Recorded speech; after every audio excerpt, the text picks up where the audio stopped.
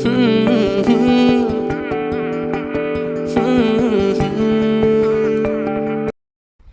mayam, I quoted Nabagi Luciana Tokle.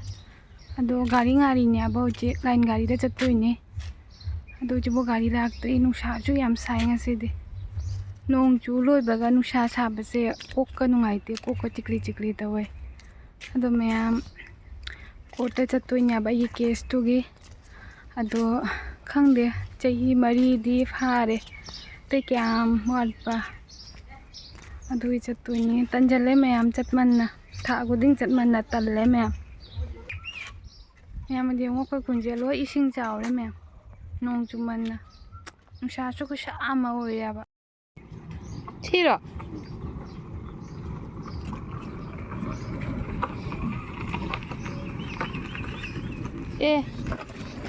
kai tongdoi ba mayam akoina court chapa matamda lambi da si thodok se thominyaba thokpa haidi akoina gari da phami ba auto da phamaga court ki lambi nunda chaliba aduga si gari sina ma se anupurna dagi laga dolurunda chatoiba akoina thainari nyaba thainaba matamda ma se kedawi maning siga pochai jamangi na ko mai gari se mathak ka ge ding ning hanna dum chalaba adugai akogi auto da tongi ba mi singde prap kumdaraga gari se ngak pudi nga hawure abako adu nupa se dosa amadi achauba dosa amdi chakhare kaigino adi ning hanna jamna chauba accident ama thokpa su yai aba adu nupa do sokpudi soi yam soudre khatang ka soi aba to asi mafam siga chap manana ama khaksu kadawi ma se kaino siga tuktuki siga mayama tais hapchalaga chaliba mane jamna poje je hapa banina kaino di tuktuki siti jamna bhor puba ngamdaba gari ni na kadawi ning han na mathaka ge dining dara ning han na chalaga pukri da tais su ta gare aduga kaino su ta gare scooty ga konana driver su ta gare abako do si di khara mi mayam na phangna hobagi ma laibak phawri neba do mi mayam je phangnaram da bataradi nupa se achauba ma dosani mayam nga leire nga se akogi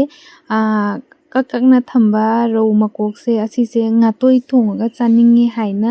makok se leiri nyaba makok se hongsu honge makok ahumda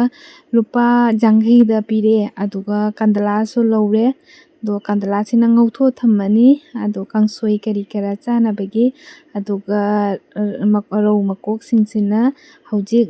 kaino ngatoi haibado adu thonga chage toiba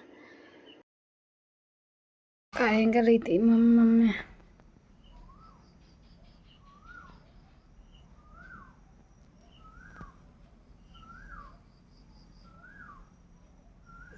mayam karen su leite nong nusi tawbadagi karen su laktaba numit kunni bu phadore mayam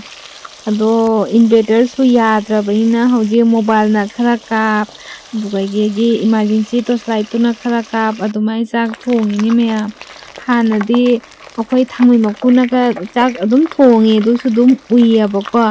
hojikti thangmai makuna ka thongadi kaisumbo udre thangmai maku thaladi kaisumbo su ude aduga emergency light ke makutta dum paina leirini takhumoi changbaje pangthenda thingai kari no khangde do inverter yadabase yam satina de nungaite mayam kaigino aidi inverter se battery inverter da yadaba oidi khara phaba ko battery da yade banina khangde battery ahanba leidoiro kaino di khangde aba du semba mi di lakani aina di hairakpa hujukpau di laktri mayam ado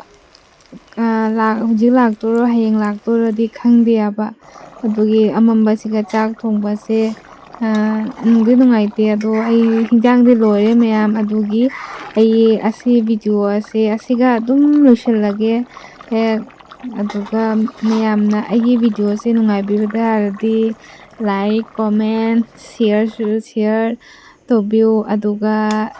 anoba yengba mi oiragana subscribe tobiu mayam good night bye bye ngang baka play ngasai ne charge tawba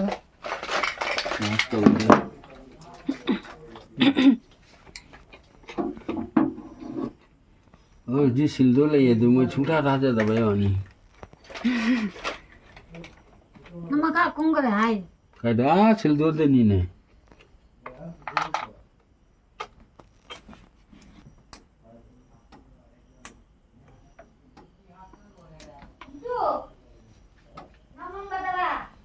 Tejano, amambada. Kang kara chiksan. Kari ye to ino kaka sumana. Beauty chance. Noina nilo hengi to imi. Sigi credit che ko ma da pyo. Ako mai TV yang bagi nasad no to ini. Amang ngande nutra.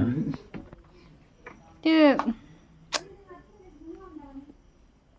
Mana amma bau jawdra ka da TV thari pura mut khini do. Beauty jaw de. Beauty ga. Te dolu bu mu to ta to ra sagalat na bai. Num no khoros to de design se. Khoro sai di. Ayu nu ninda dum charge to wi ba. Use to da.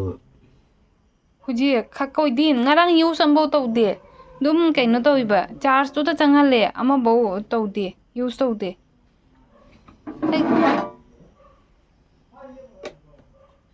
Dolu ra gai to de nom ta ro. आपको letter ने मगर battery पूरा फमना पूरा सीधा खरा का कनो सीग्रा दे मथवाई हापना बगी तो बदो तू लेटरो दो लुदो का करी लेगी ने एसिड रो आपको ये क्या बैटरी से मथवाई से खरीदना मथवाई खतंग खतंग हापक ना बगी चार्ज तो ना बे मी दो हुजी दो मी दो मोई तो दिराइबा कादू देनी है दो तो कोई कमाइन तो 3 दिन 4 दिन तुम चार्ज तो रोगा लाकद्रो यम केनो तो गर 3 दिन लौदी दमी ngarang asta din to ine metre दो किलो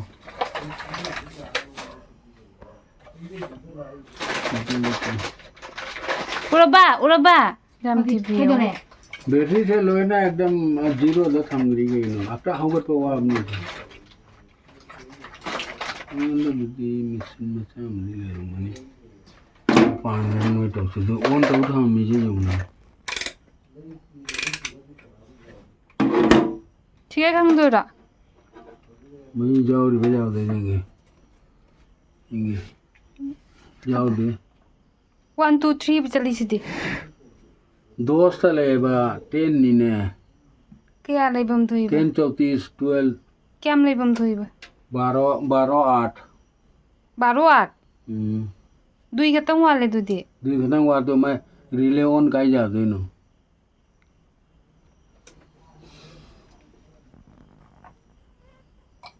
ये जी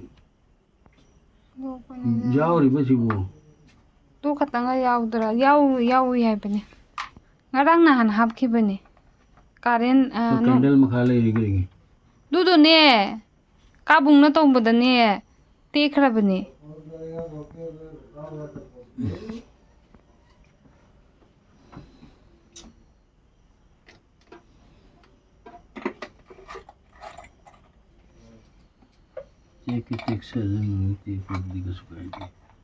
nan hapkhini aba 제도 가보 जाओ jawi natra ising ama phannaw chongai काय जाओगे jaudra bunga jawine से कैंडल से स्माइल आगदोरी मिने karamba से kendel amaga thudeki bam tawbani idea अफाबदे हापि न से ha कैंडल दो स्माइल आगदोरी मिसे इसिंग दोले दी से स्माइल नो वांगलै जी सिसु वाली इरबे सिंग sing leite कैगी hapadi lakadro हापदे मिना loholu churo काय दे ningon de puru deba